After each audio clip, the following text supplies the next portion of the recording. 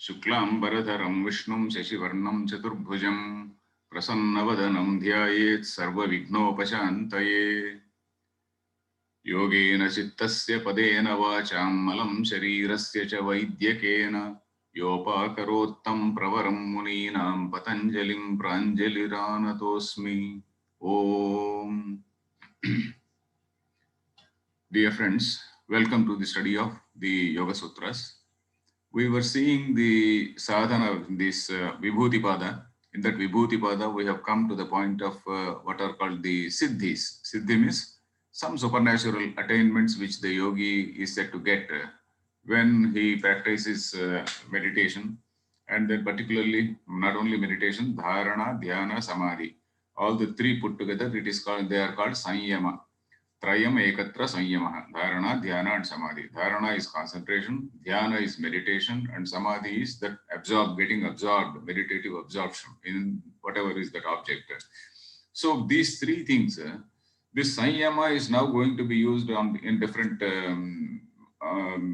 levels, at different levels, and then this sanyama is giving, or rather incidentally, these are all the incidental benefits which a yogi, incidental attainments which a yogi is getting, not benefits, because he should not take it as a benefit, incidental attainments which a yogi is getting in that process of sanyama. So that is what we were seeing, and we studied the sutra number 13 in the last class, and we have to now see sutra number 14 of this Vibhuti Pada. I will now share this text. Sorry, I didn't go through the proper way. Okay. Yeah, now I think you are seeing the text. We saw this earlier sutra, very long sutra. I gave just a summary of this sutra. That is the three types of parinamas. Etena bhutendriyeshu dharma lakshana avastha parinama vyakhyataha. There are three types of parinamas: dharma parinama, lakshana parinama, and avastha parinama. So not only in the bhutas, not only in the yogi's mind, but bhuta indriyeshu. Bhuta is the panchabhuta, and also indriya, and also in the human indriyas also. Dharma avastha, lakshana avastha, these are the parinama which are told here.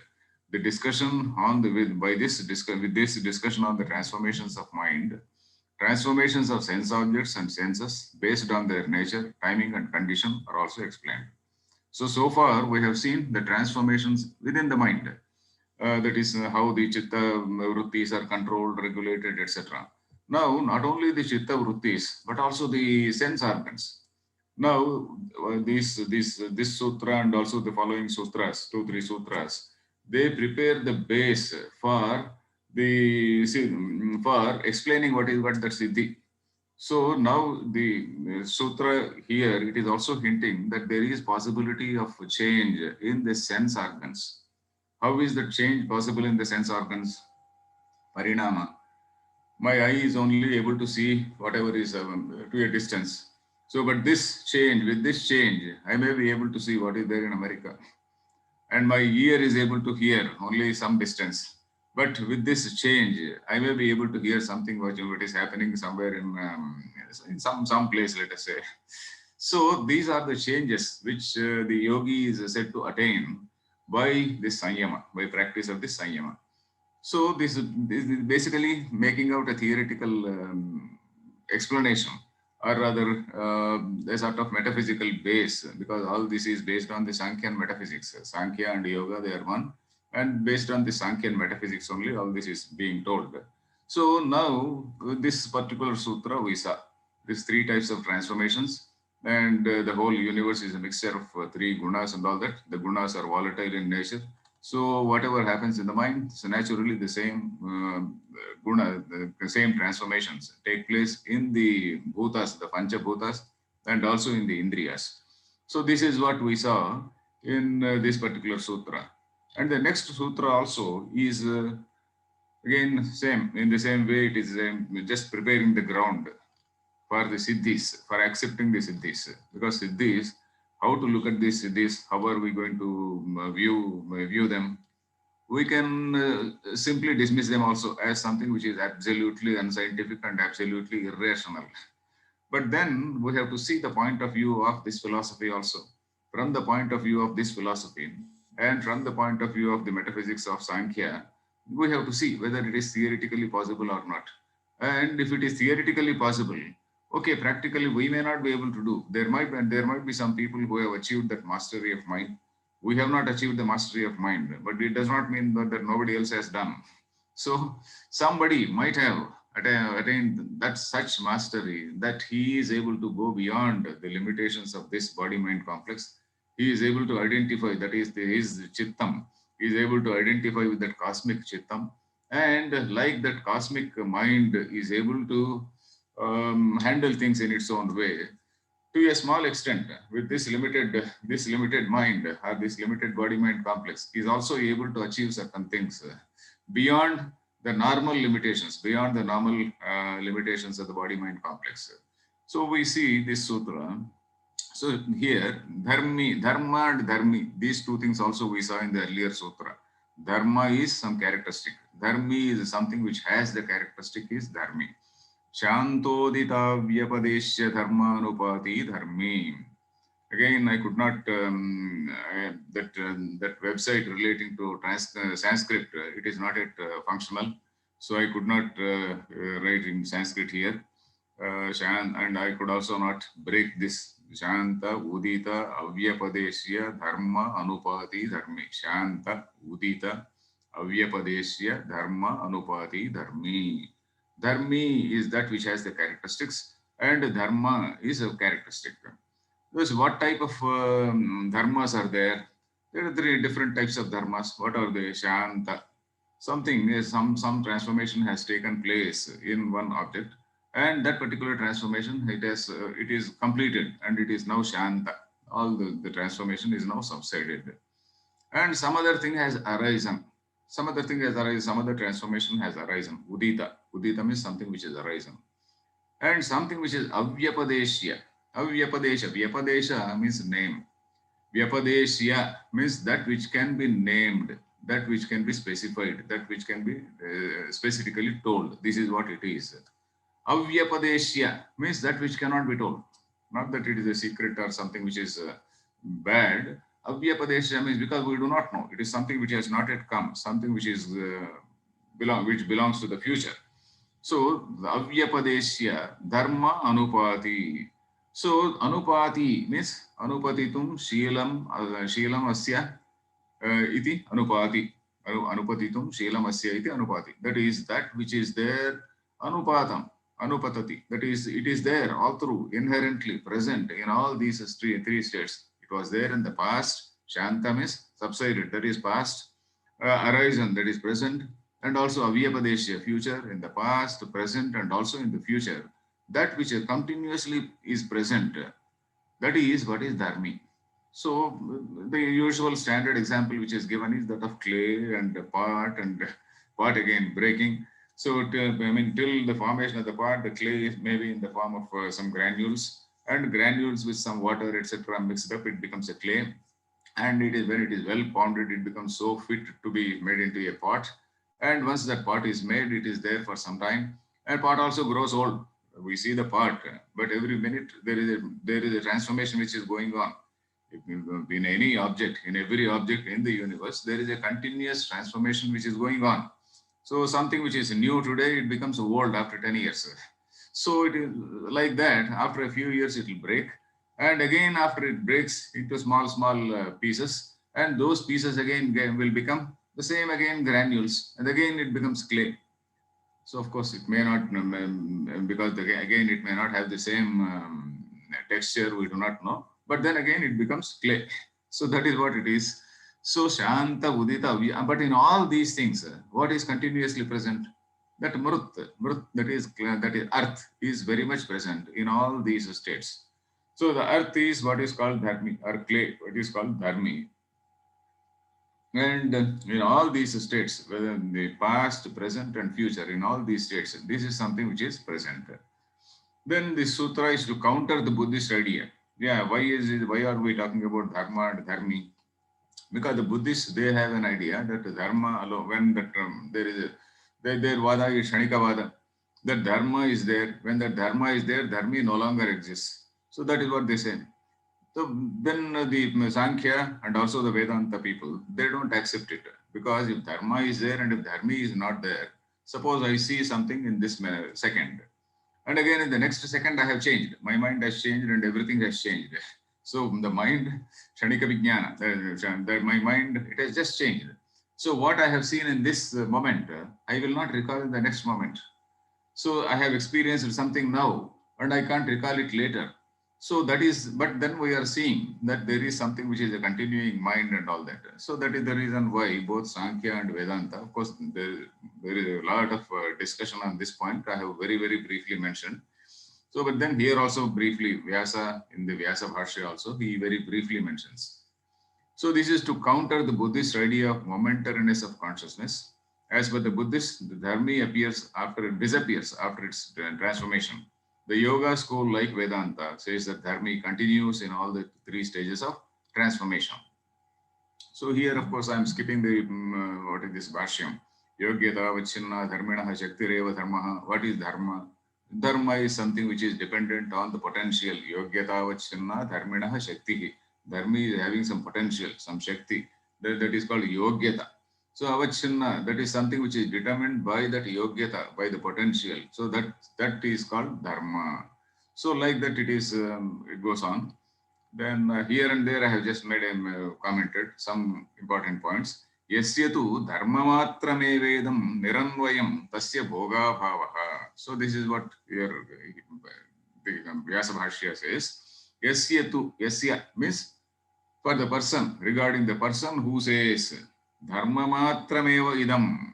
Dharmamatrameva idam means only dharma is there and niranvayam. It is not, there is no anvayi, there is no anupati, there is no dharmi which is continuing in all these three states. A person, in the case of person who says this, tasya bhoga bhavaha.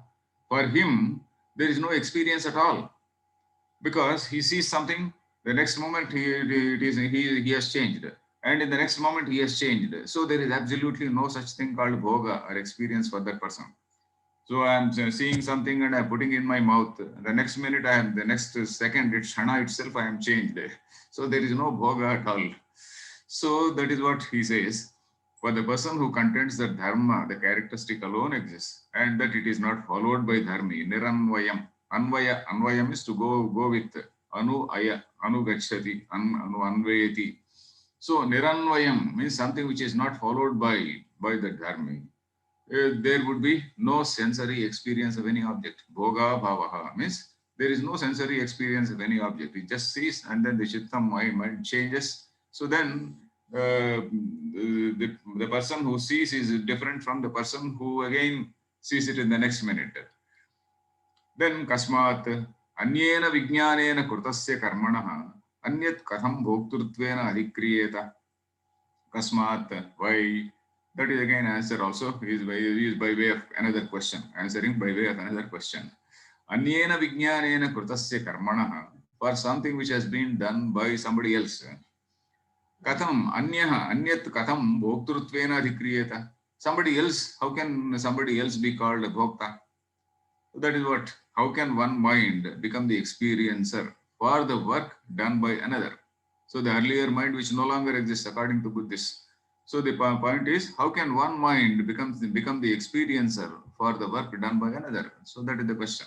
So by posing a counter question, he rejected that idea, Buddhist idea. Then tat smrutyabhavascha na anyadrushtasya smaranam anyasya asti iti. Tat smrutyabhavascha, smruti abhavaha means smrutehe abhava. Abhava is absence. So that absence of memory, because there is no such thing called memory. So that absence, there is total absence. So a thing seen by one mind cannot be recalled by another mind. So because the mind has every second, every minute it is changing. So smrutyabha na anyadrushtasya smaranam anyasya asti. So somebody sees something and somebody else cannot recall it. Only whatever mind has seen earlier, only that mind can recall. Then Vastu Pratyabhijnanacha. So anyway, yeah, this also I have translated. Vastu Pratyabhijnanacha Sthitaha anvayi dharmi yo dharmanyathatvam abhyupagatah pratyabhijnayate. So dharmi is something, dharma anyatvam abhyupagatah. So by also accepting the presence of a dharma, dharmi very much exists. So that is the theory, Siddhanta we can say. A continuing dharmi or substratum is always perceived in all changing states or dharmas, and hence its existence has to be accepted. And the last line is Tasmat Nedam Dharma Matram Niranvayamiti. Na idam Dharma Matram. It is not as though Dharma alone is there and Dharma is not there. Not Dharma Matram Niranvayam, not followed by Dharma. You can't say like that. So the last line is hence the Dharma is not mere Dharma and it is not Niranvayi, something which is not inherent in other states. Anvayi, something which follows. Niranvayi, something which is not inherent. Then we come to the next sutra, Kramanyatvam Parinamanyatve Hetuhu. So this sutra is also preparing the ground for us to understand, at least theoretically accept the possibility of these siddhis. So Kramanyatvam Parinamanyatve Hetuhu. Krama Anyatvam. Krama is a sequence.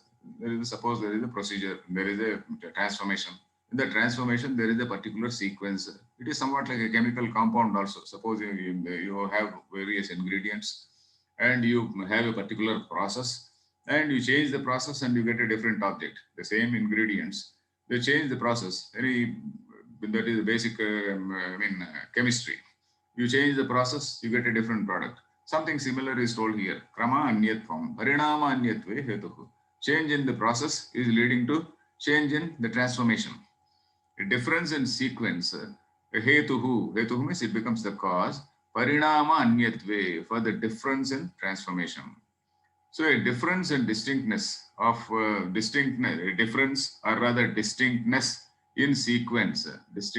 sequence is the cause for the difference in transformation. So you change the process, there is a change in the product. Ekasya dharminaha eka eva parinamaha iti prasakte kramanyatvam parinamanyatve hetuhu bhavati iti. Ekasya dharminaha eka eva parinama iti prasakte. So if we don't mention this, probably we will understand that for one dharmi, there can only be one parinama. For one dharmi, there can be only one parinama. So that is what we may generally think. So, but then it is not like that. It is also even in the kitchen every day we see the same object used in different ways. You change the formula and there is a different product. So similarly here also the dharmi may be same, dharmi is same, and dharma, it is not as though it is having only one type of parinama. It can have any number of parinamas depending on the change in the krama, in the sequence. Iti prasakte krama anyatvam, change in the krama, parinama anyatve hetuhu bhavati. It cannot be said that for one dharmi there can only be one type of transformation. A change in sequence causes a different transformation. Tadyatha churna, mrut pinda, mrut gata, mrut kapala, mrut kana, mrut iti kramaha. So I was just telling about mrut churna. Churna means that particles. And again mrut pinda, particles become a pinda. Pinda means all they come together and then form a lump. Pinda is a lump. Mrut ghata, that lump becomes a ghata. So this type of parinama. Again it breaks and then kapala, mrut kapala. Kapala means breaking. This also is called kapala. Kapala, ghata is the full part, and if it breaks, the pieces are called kapala. That is a word there. So then again, mrut kanam, mrut itikcha kramaha. So all these things, they are only mrut. So the discussion goes on like that only. Present, past, present, and future, it is there, it is present only. Again, this line I have commented. Chittasya dvaye dharmaha. There are two types of dharma. There are two types of dharmas and dharma for the mind. What are they? Paridrushtasya, aparidrushtasya. Some are directly seen, directly known rather, and some are not directly known. So here he is talking about what happens at the surface of the mind and what happens at the samskara level. At the samskara level in the unconscious, what happens in the unconscious and what happens in the surface level. Paridrushtasya, these are all the surface level, what all happens, what all thoughts come into our mind, what all sequence of thoughts, etc. We all remember, recall. But there are certain samskaras, there are certain things which are there in the subconscious, or rather unconscious, as psychologists call it. So that is aparidrushtasya. Tatra pratyayatmakaha paridrushtaha. Pratyaya is our thoughts, our experiences. I see something, I eat some ice cream, and then I feel so happy. So these are all things which are pratyaya, experiences. These are all paridrushtaha. They are seen, cognizable. And vastumatratmaka aparidrushtaha. Vastu means they just exist. They just exist in the subconscious. Vasati. Vasati means it just exists. Vasadhatu, just it exists. Vastumatra, they just exist. And then they do exist, and also they do influence the mind also. It is not as though they just exist and then they don't influence the mind, because all the samskaras, they predetermine our behavior. Samskaras, they actually orient us to a particular behavior. So vastumatratmakaha aparidrushtaha, but then they are not seen. They are there at the back of the mind. They are there and they do guide us. Aparidrushtaha. So sensory knowledge is the cognizable and the latent. Yeah. Sensory knowledge is the paridrushtasya vastumatratmakaha aparidrushtaha. Sensory knowledge is the cognizable and okay, this sentence I have not completed. And the latent, okay. The mind has two types of characteristics, cognizable and incognizable. Then techa saptaiva bhavanti anumanena prapita vastumatra sadbhavaha. Techa saptaiva bhavanti. There are 7 types. What? The aparidrushtaha, those which are not seen. They, if you still further try to classify, they are not only samskaras, there are some other things also. Some other we can also differentiate. 7 in number, and their existence is known by inference from the activities of the mind. Inference means, what is the inference here? From the activities of the mind, we are able to infer. Prapita vastumatra sadbhava. Anumanena prapita vastumatra sadbhava means anumanena means by inference. Prapita, that which has been known. Vastumatra sadbhava, their existence is just vastumatra, their existence is known by the pramana, by anumana, by inference. Then Nirodha, there is a shloka which he is quoting. The reference is not known. Nirodha dharma samskaraha parinamotha jivanam cheshta shaktischa chittasya dharma darshana varjitaha. Darshana varjitaha dharmaha. Darshana varjita means aparidrushta.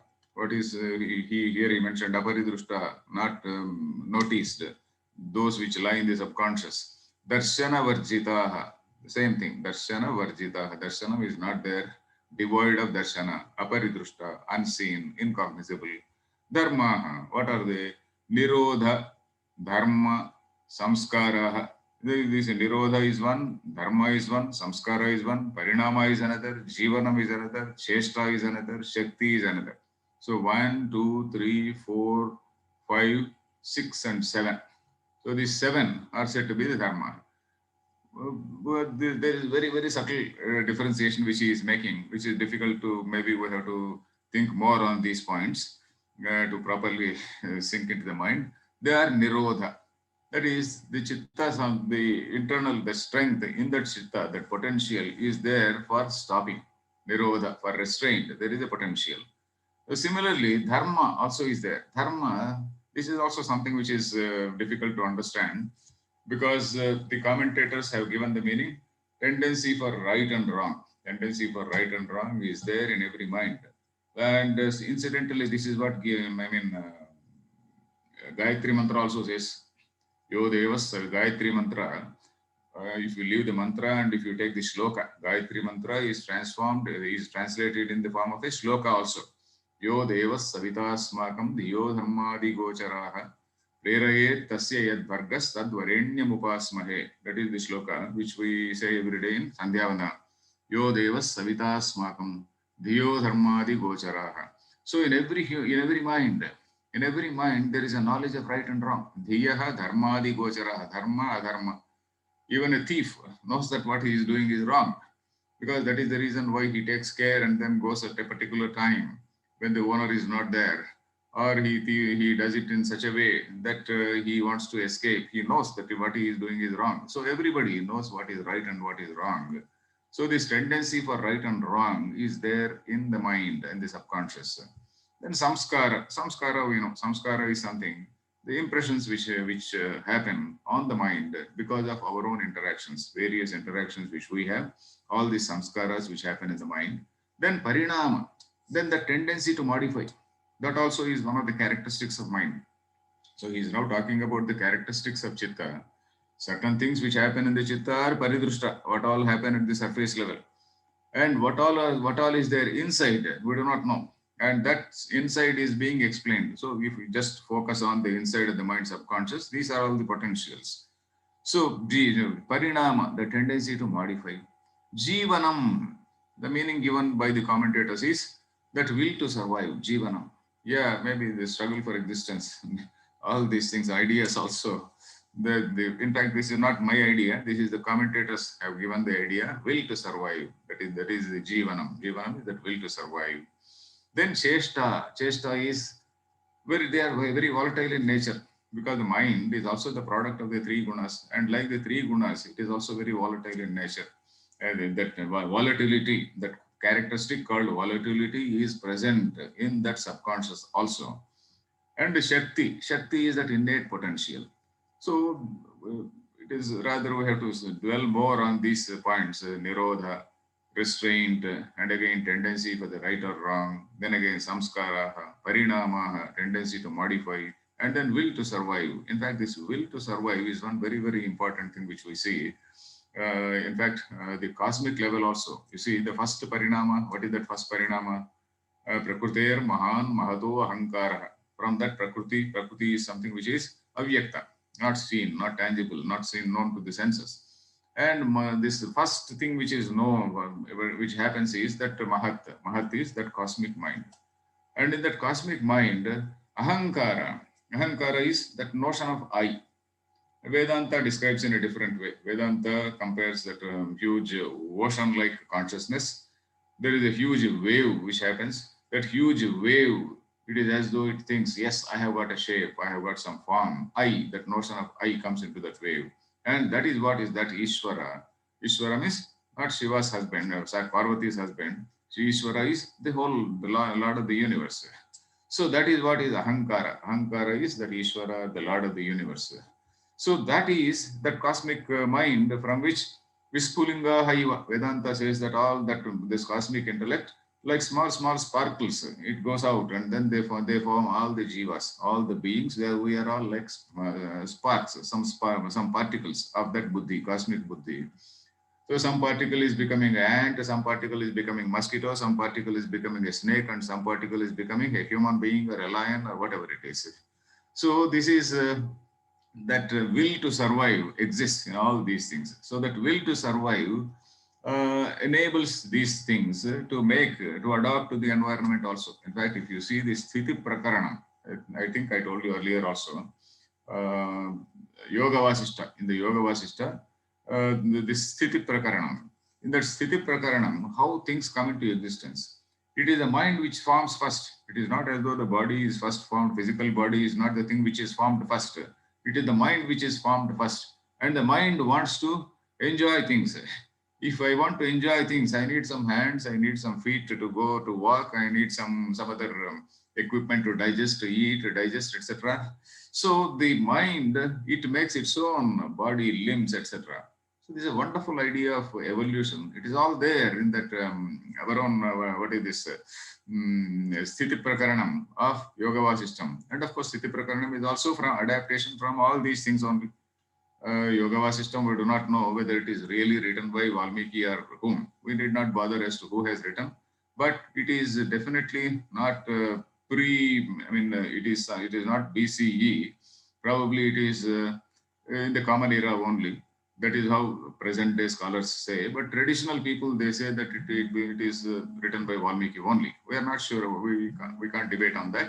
But anyway, whoever has written that Yoga system, it is a wonderful work on Vedanta. Very great work on, which explains all the functioning of the mind, chitta, vrittis, etc. And also this will to live, survive. Sthiti Prakaranam, if I am not wrong, 47 to 48, 49 chapters, if we see Sthiti Prakaranam, 47 to 48, 49, there the description, that evolution is mentioned. How the mind is the thing which forms first, and mind sees so many things, and mind wants to enjoy. So for its own enjoyment, for its own, because the mind is the product of the five elements. So it is again seeking the five elements. So, while seeking the five elements, it needs some limbs, it needs some organs, etc. So these are the things. So that is a wonderful idea which we see there. So this Jivanam can be linked to that. Jivanam, will to survive. Chesta is activity, volatility in nature. And Shakti, these are the incognizable characteristics. So these sutras are the preparatory ground. Just I told you this point.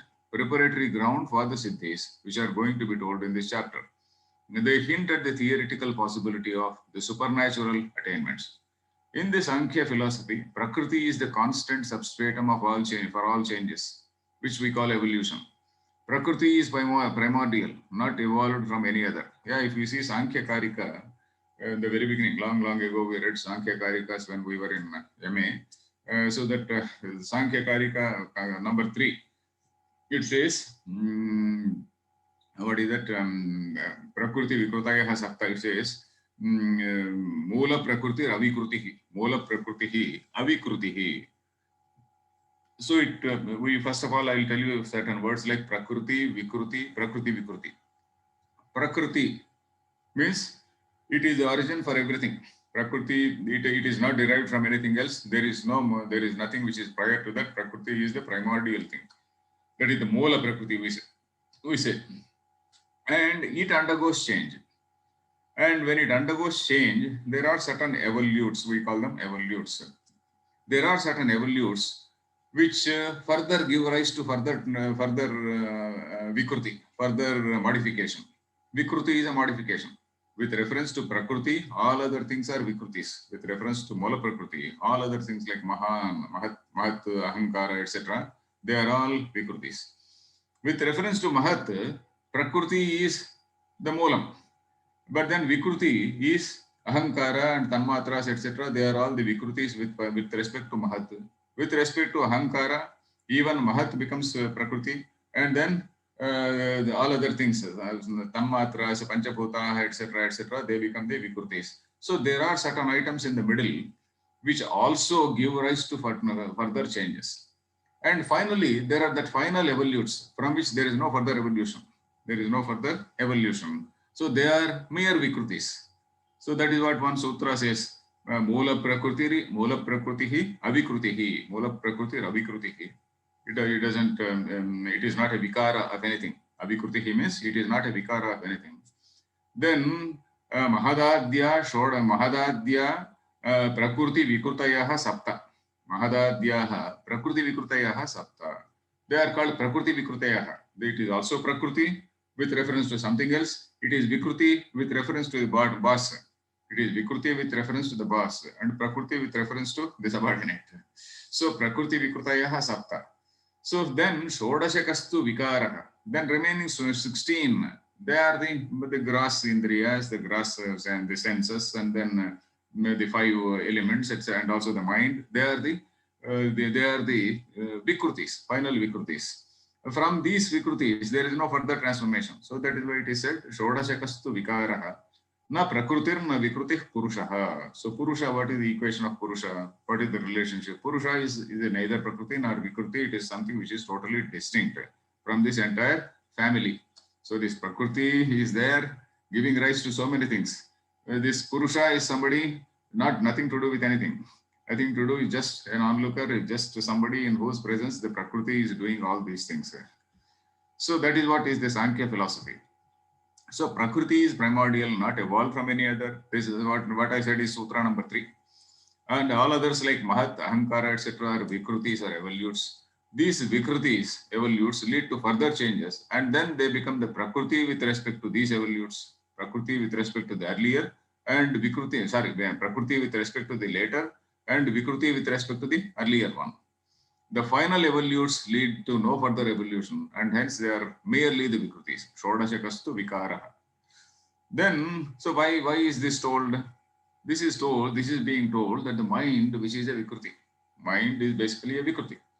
So what is happening in this meditation, at the level of meditation, when we are meditating, the Sanyama, in the process of Sanyama, we are negating all our lower nature. And then we are trying to go back and back and back, whether it is Vedanta or whether it is here, we are going to identify with that Mola Prakriti. In this place, in yoga also, we heard about one word called Prakrutilaya.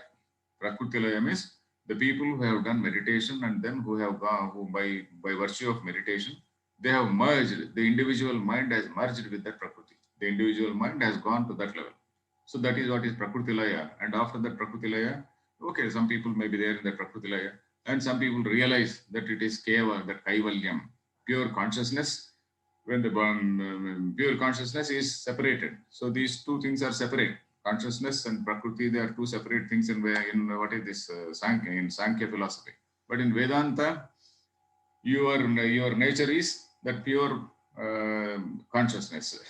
So here, the individual mind, by doing samyama, and then in this process, the individual mind is merging with the cosmic mind. When it is merging with the cosmic mind, like the cosmic mind, it also attains certain supernatural thing. Certain capabilities which appear supernatural.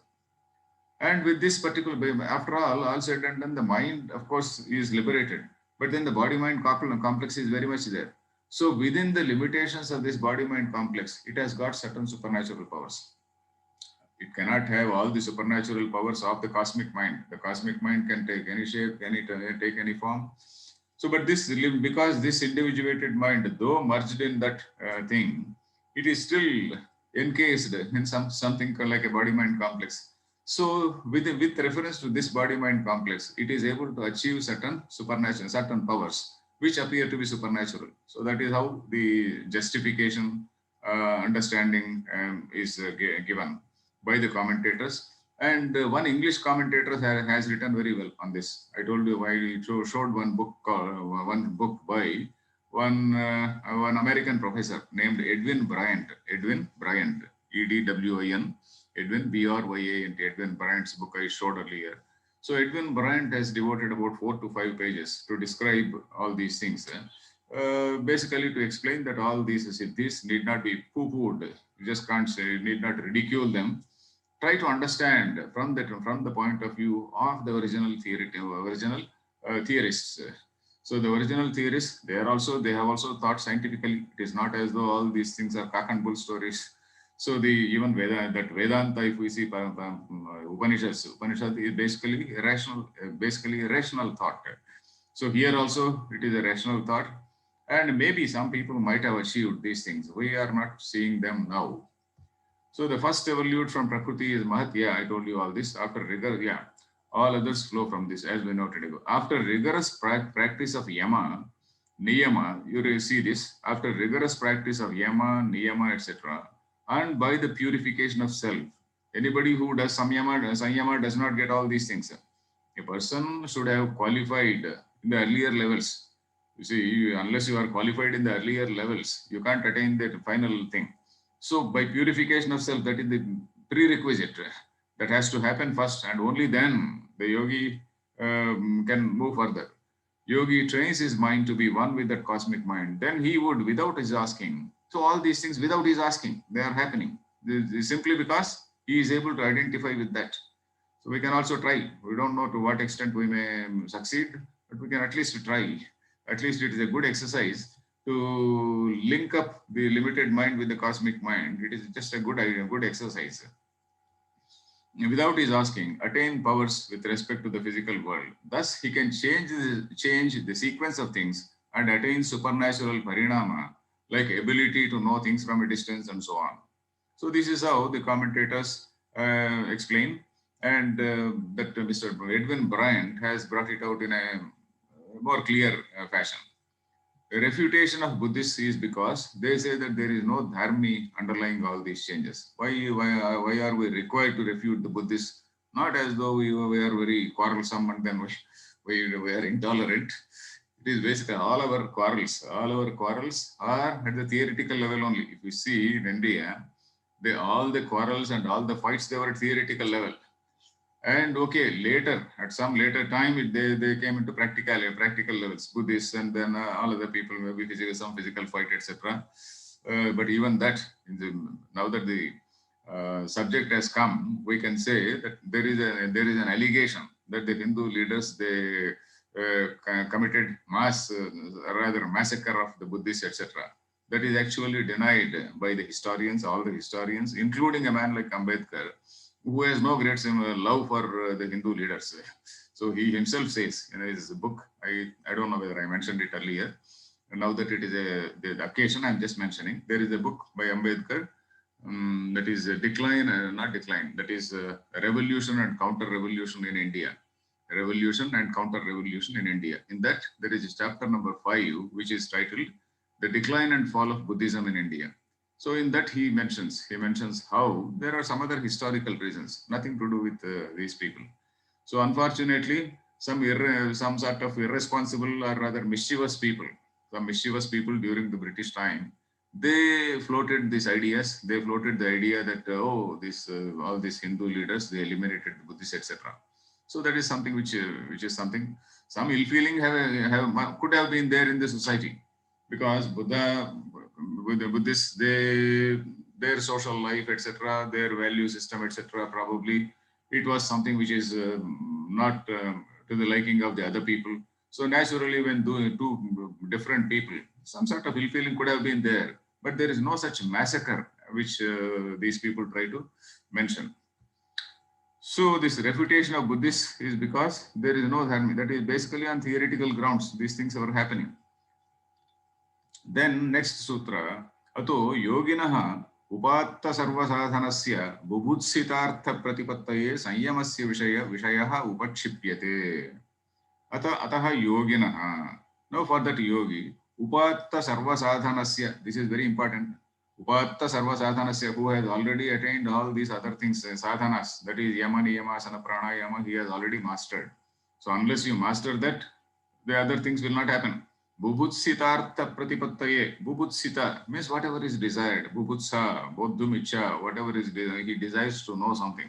Bubutsitartha pratipattaye. For that, for knowing whatever he wants to know, sanyamasya vishayaha upakshipyate. The sanyama, the need for sanyama is being explained. Upakshipyate means it is being presented. The use of sanyama to obtain knowledge of any desired object. Suppose I want to know what the birds are talking. I want to know what some donkey in front of my house is communicating when it is braying. So like that. So to obtain the knowledge of any desired object is being told in the case of yogi, who has attained all the earlier means, who has mastered, not only attained, mastered all the earlier means, yama, niyama, etc.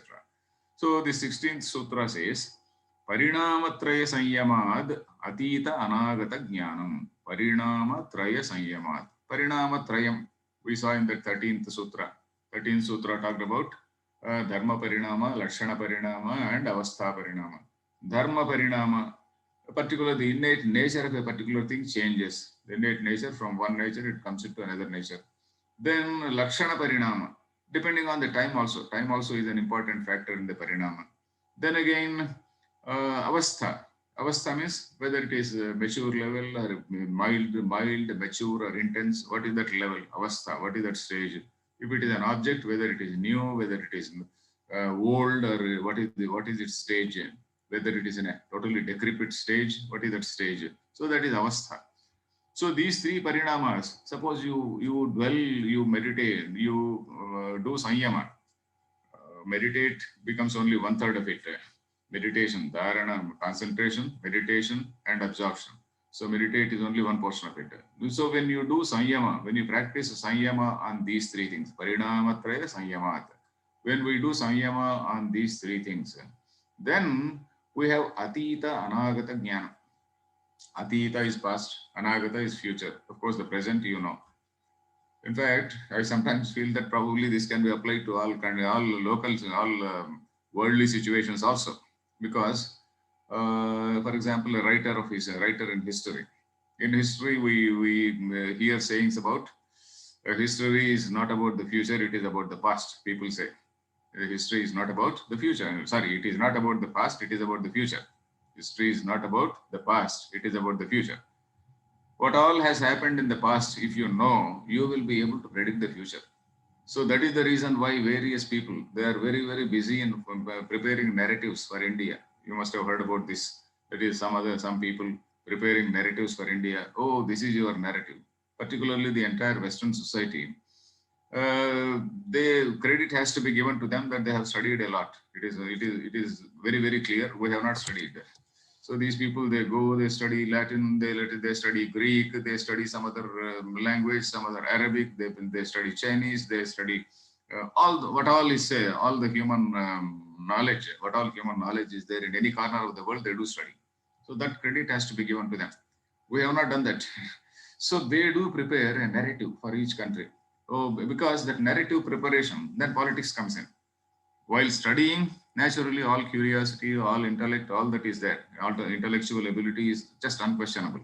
But then, when it comes to narrative, building of narrative is built with some agenda. There is some agenda. It may be a political agenda or some other religious agenda or some such agenda. When with that agenda to break a country, breaking some societies, so this narrative becomes very important. So that is possible. This building up of narrative is possible by the study of all the past, by study of various moments in the past. They are able to visualize the future. They are able to guide the future. You are able to guide the future by preparing a particular narrative and putting it in the minds of all the people. So here, what we are doing is the same. Parinamatraya Sanyamat. For example, we talk about Narada as Trilokagnya. Srutva Shaita Trilokagnya Valmikirnarado Vachaha we see in Ramayana. Trilokagnya Naradaha. Trilokagnya. That is, he knows what is there on this loka or some other loka or some other loka. And on not only Trilokagnya, sorry, Trikalagnya. Trikalagnya. There, of course, Trilokagnya is the shloka. But we say Trikalagnya. What is it? So they have studied the past, they have studied the human nature, and they know pretty well that this is when this is happening, this will definitely happen. So a study, it is somewhat like study of history only. And people like, for example, even somebody like an astrologer also. Somebody like an astrologer, he has to see, he has to study all these things. In fact, astrology is something, a sort of, we can say it is a sort of empirical science which has developed over a period of thousands of years, over a period of over thousands of years. It has developed, and people who have that insight, people who have that sanyama, people who are able to concentrate, people who are able to meditate on that, so they will be able to give better results than people who just go to a computer and type out whatever sheet it produces. So that is another subject. Astrology is one subject where the sanyama will be needed.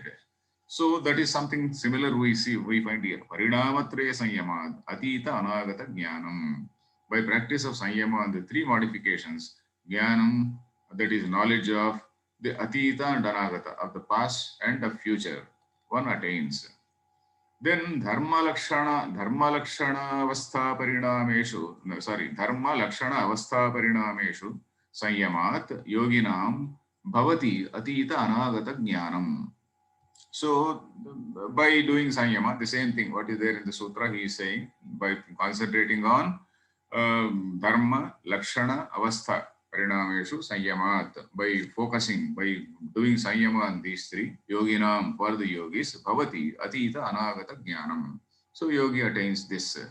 Dharana, dhyana, samadhi, trayam, ekatra, sanyamaha, uktaha, just reminding. Tena parinama trayam, sakshat kriyamanam, atita, anagata, jnanam, teshu sampadayati. With just one line, he has just explained everything.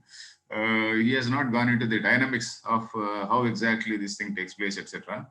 But here and there, so from other commentaries, we see that atita anagata jnanam teshu sampadayati. Okay. By meditation on this nature, time, and stages, a scientist would see, the effectiveness of sanyama appears logical even for worldly issues, I just said, such as the thought experiments by scientists. By meditation on the nature, time, and stages, a scientist could see the potential of things intuitively. Because if you want to develop intuition, probably we have to meditate. Unless we meditate, we don't develop intuition. So perhaps the rishis of the Upanishads meditated on the human nature in the same way and arrived at certain eternally valid statements about the nature of reality. Yeah, history, as I said, history.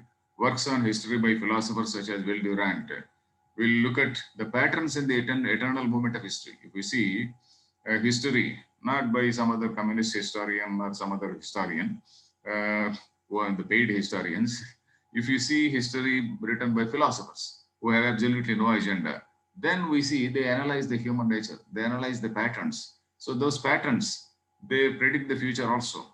The patterns in the eternal movement of history and arrive at certain lessons which cannot be ignored. For example, if you read Will Durant's Lessons from History, he has got a huge collection that is a history of civilization.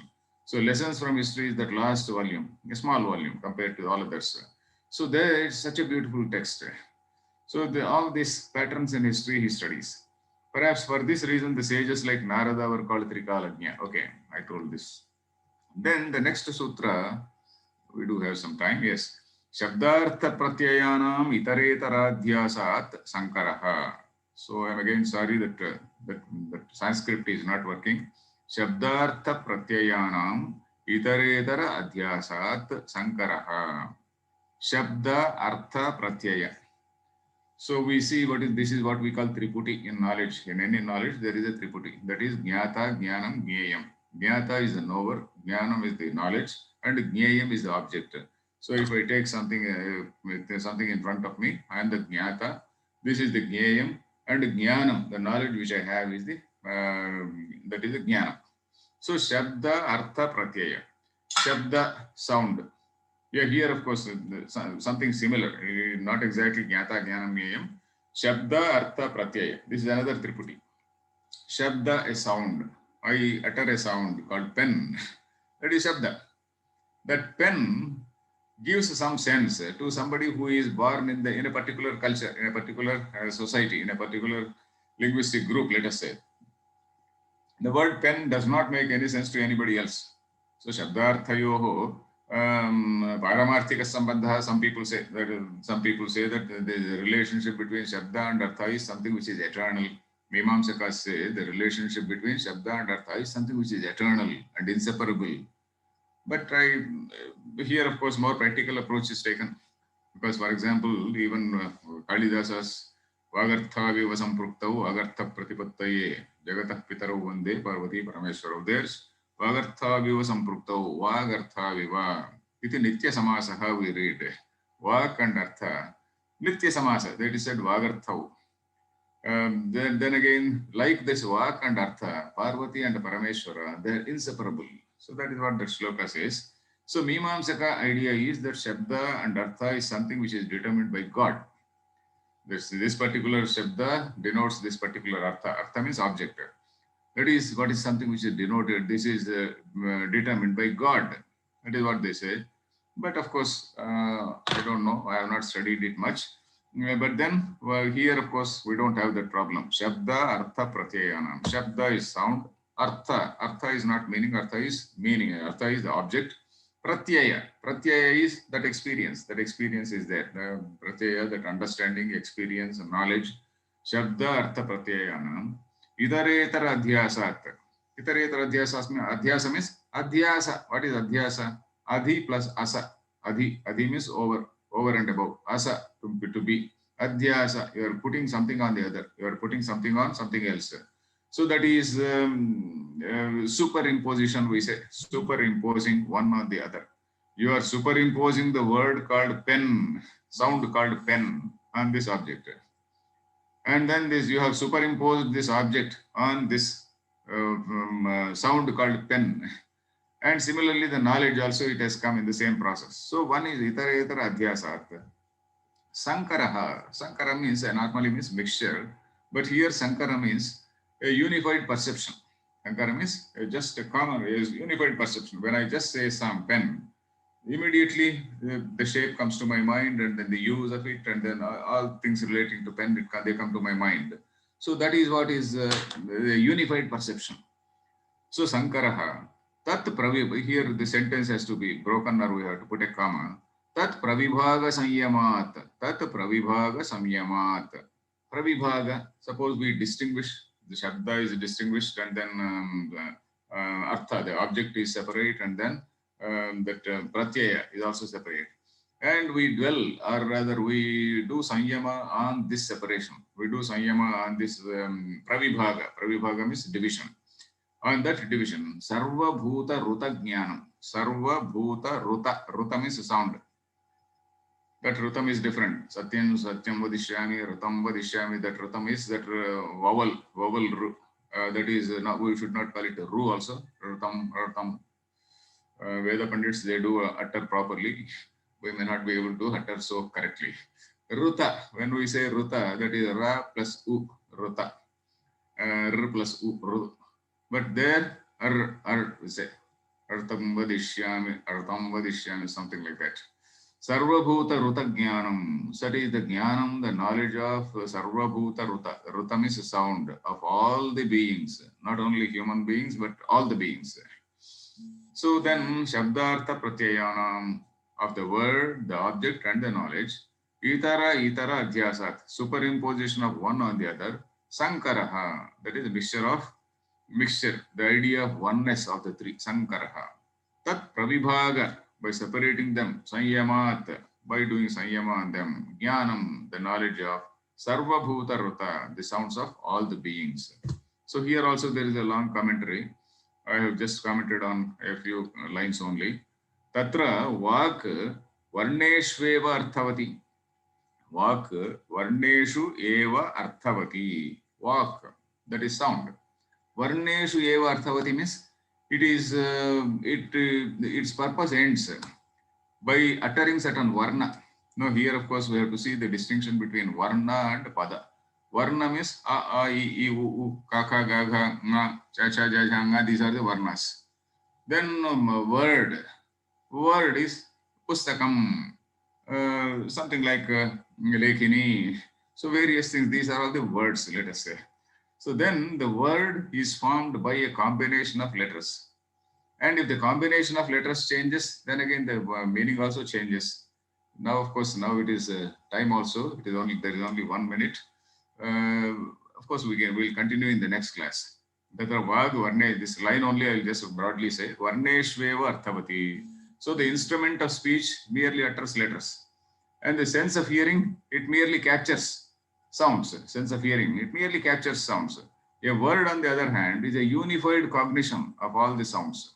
Just when you say pustakam, so the mere word pu does not mean anything, sta does not mean anything, ka does not mean anything.